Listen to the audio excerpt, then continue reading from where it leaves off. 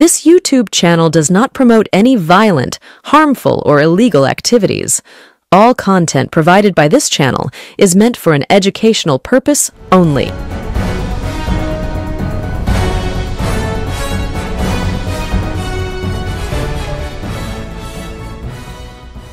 রাজ্য বিজেপির সভাপতি হয়ে গিয়েছেন শ্রমিক ভট্টাচার্য। দীর্ঘদিন ধরে তিনি বিজেপি করেছেন।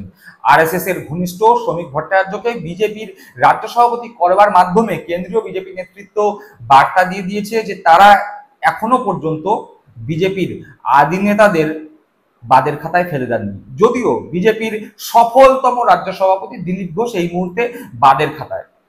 এই শ্রমিক ভট্টাচার্যের রাজ্য সভাপতি হওয়াকে কেন্দ্র করে যেই অনুষ্ঠান, সেই অনুষ্ঠানে ডাক পাননি দিলীপ ঘোষ। যদিও দিলীপ ঘোষ শ্রমিক ভট্টাচার্য সভাপতি হওয়ার পরে সাংবাদিকদের সম্মুখীন হন এবং সাংবাদিকদের সম্মুখীন হওয়ার পরেও তিনি কিন্তু স্বমেজাজেই রয়েছেন। রীতিমতো নাম না করে শুভেন্দু অধিকারীকে রাজনৈতিক ব্যবসায়ী তকমাও দাগিয়ে দিয়েছেন। শুধু তাই নয়, তিনি রীতিমতো তৃণমূল কংগ্রেস নেতাদের সঙ্গে তার সখ্যতার কথা সগর্বে ঘোষণা করেছেন। দিলীপ ঘোষ আরো একবার বলেছেন যে তিনি অন্ততপক্ষে এখনো পর্যন্ত শুভেন্দু অধিকারীর কথায় গুরুত্ব দিচ্ছেন না। সপাটে চালিয়ে খেলছেন দিলীপ ঘোষ সমেজাজে। কি বললেন শুভেন্দু অধিকারীর কথা যখন সাংবাদিকরা তাকে জিজ্ঞাসা করলো? কি বা বললেন তৃণমূল কংগ্রেস নেতাদের সম্পর্কে? তাকে উদ্দেশ্য করেই বললেন রাজনৈতিক ব্যবসায়ী। সে নিয়ে আজকে আমাদের পর্ব। আপনারা দেখছেন বঙ্গচক্র ইউটিউব চ্যানেল। আমি প্রতিবেদক সায়ন্তন চক্রবর্তী। যারা প্রথমবারের জন্য এই চ্যানেলে এসেছেন তাদের কাছে অনুরোধ করবো চ্যানেলটিকে সাবস্ক্রাইব করে পাশে থাকা বেল বাটনটি প্রেস করে দেবেন, যাতে যখন নতুন কোনো ভিডিও এই চ্যানেলে আসবে সরাসরি সেই নোটিফিকেশন পৌঁছে যাবে আপনাদের কাছে। চলুন আজকের পর্বে প্রবেশ করা যাক। যে কথা দিয়ে শুরু করেছিলাম, রাজ্য বিজেপির সভাপতি হয়ে গিয়েছেন শ্রমিক ভট্টাচার্য।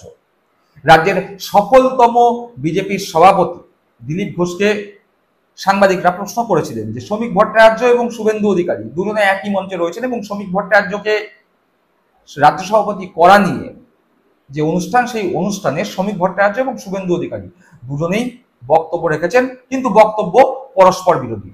শুভেন্দু অধিকারী যেখানে হিন্দু ভোট কনসলিডেটেড করাবার কথা বলছেন, হিন্দু ভোটকে টার্গেট করছেন এবং হিন্দুদের বিজেপিকে ভোট দেওয়ার কথা বলছেন, সেখানে শ্রমিক ভট্টাচার্য হিন্দু মুসলিম উভয়েরই ভোট চাইছেন।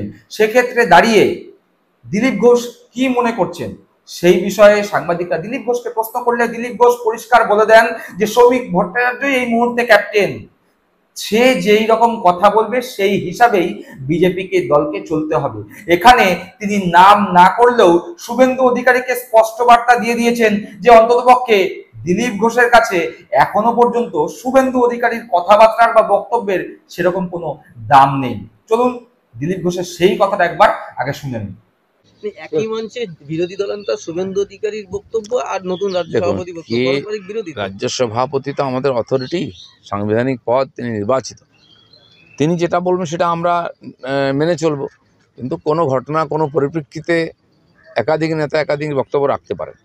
পার্টি বসে বিবেচনা করবে কি করবে, ভোট দেবে কিনা মুসলমানরা ঠিক করবে। আমরা তো ভোট সবার আশা করব, কাজ সবার জন্য করছি, সবকা সাথ সবকা বিকাশ।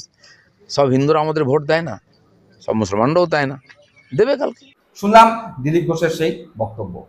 এরপরেই সাংবাদিকরা দিলীপ ঘোষকে প্রশ্ন করেছিলেন যে আপনি তো দীঘার জগন্নাথ মন্দিরে গিয়েছিলেন, আপনার সঙ্গে কুণাল ঘোষ, অরূপ বিশ্বাস এরকম তৃণমূলের প্রথম সারির নেতাদের দেখা গিয়েছিল, তাহলে কি তৃণমূলে যাওয়ার সম্ভাবনা জোরালো হচ্ছে? তখন দিলীপ ঘোষ একেবারে হেসে তৃণমূল কংগ্রেসে জয়েন করবার সম্ভাবনা উড়িয়ে দেন। তিনি বলেন যে এরকম জল্পনা অনেকেই করছেন এবং এই ধরনের কথা ভাসিয়ে দিয়ে তারা খবর থাকতে চাইছেন। আমি দিলীপ ঘোষ, আমি এমনিতেই খবর থাকি, এসব কথা ভাসিয়ে আমার খবর থাকতে হয় না।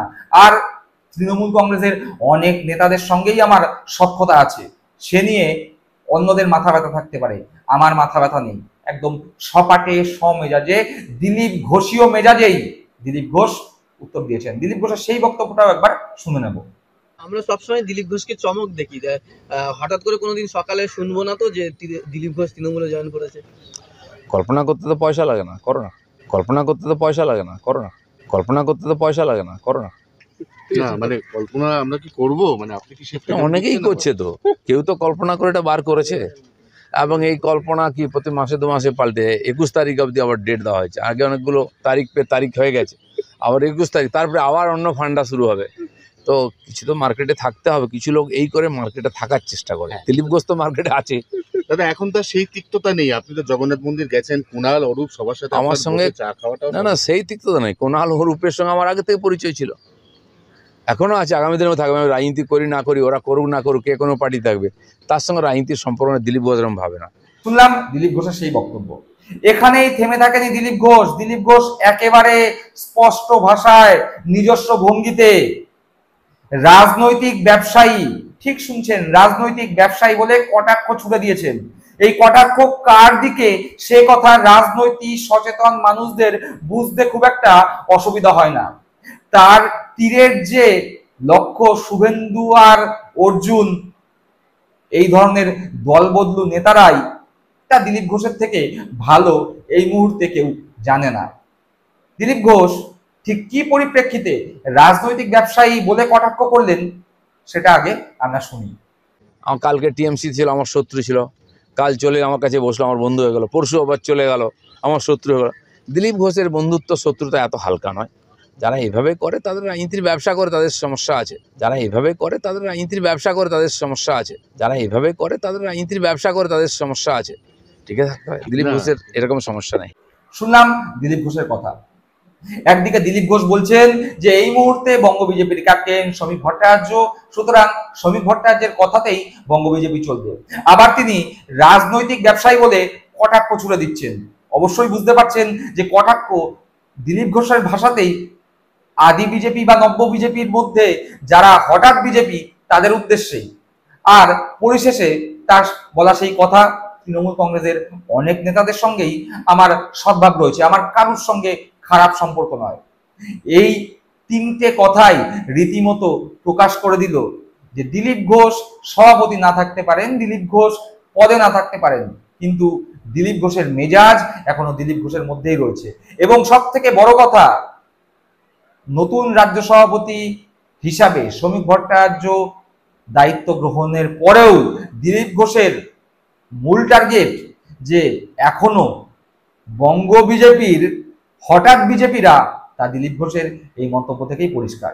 দর্শক বন্ধুরা, আপনারা কি মনে করছেন 2026 বিধানসভা ভোট পর্যন্ত দিলীপ ঘোষের এই রকম নিত্য বাক্যবান চলতে থাকবে, নাকি দিলীপ ঘোষ ধীরে ধীরে রাজনৈতিকভাবে সন্ন্যাস গ্রহণ করবেন? আপনাদের মূল্যবান মতামত কমেন্ট বক্সে কমেন্ট করে জানাবেন। সকলে ভালো থাকবেন, সুস্থ থাকবেন। জয় হিন্দ, বন্দে মাতরম।